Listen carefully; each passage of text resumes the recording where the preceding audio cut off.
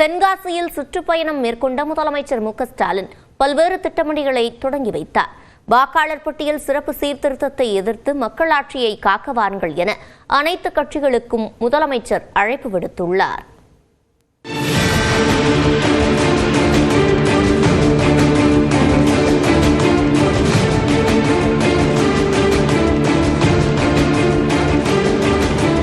தென்காசி மாவட்டத்திற்கு பயணம் மேற்கொண்ட முதலமைச்சர் மு.க.ஸ்டாலின் கழுநீர் குடத்தில் நான் முதல்வன் திட்டத்தின் கீழ் பயின்று வேலை வாய்ப்பை பெற்ற பிரேமாவின் வீட்டிற்கு சென்றார். கலைஞர் கனவு இல்லம் திட்டத்தின் கீழ் நடந்து வரும் வீட்டு கட்டுமான பணிகளை பார்வையிட்ட முதலமைச்சர் பிரேமாவின் பெற்றோரிடம் உரையாடினார்.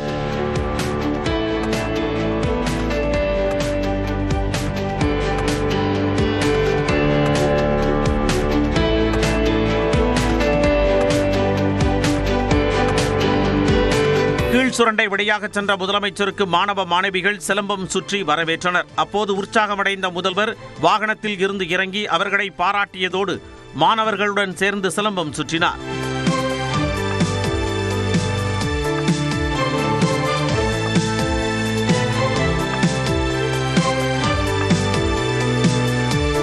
தொடர்ந்து நிகழ்ச்சியில் பேசிய முதலமைச்சர் நெல் கொள்முதல் விவகாரத்தில் எடப்பாடி பழனிசாமி ஏதாவது அவதூறுகளை அள்ளி வீசுவதாக கூறினார்.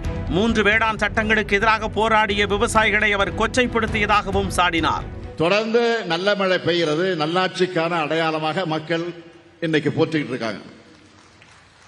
ஆனா இதை வச்சு சிலர் அரசியல் செய்யறாங்க. என்ன அரசியல்?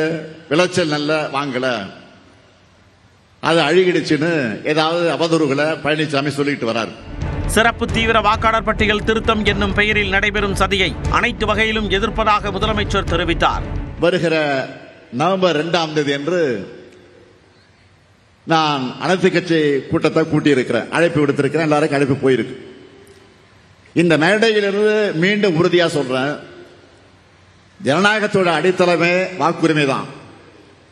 அதை எந்த நிலையிலும் விட்டுக் கொடுக்க மாட்டோம். வாக்குரிமை பறிப்பு, வாக்கு திருட்டு போன்ற பாஜகவை முயற்சிகளை முறியடிப்போம். தமிழ்நாட்டு மக்களுடைய வாக்குரிமையை காப்போம். மக்களாட்சியை காப்பதற்கான இந்த முன்னெடுப்பில் அனைத்து கட்சிகளும் அரசியல் வேறுபாடுகளை கடந்து பங்கெடுக்க வேண்டும் என்று நான் இந்த மேடையில் இருந்தவர்களுக்கெல்லாம் அழைப்பு விடுக்கிறேன். இதனிடையே திமுக கூட்டணி சார்பில் நடைபெறும் அனைத்து கட்சி கூட்டத்தில் பங்கேற்க வருமாறு அதிமுக, தேமுதிக, நாம் தமிழர், தாவேகா, தமிழ் மாநில காங்கிரஸ் உள்ளிட்ட கட்சிகளுக்கு அழைப்பு விடுக்கப்பட்டுள்ளது.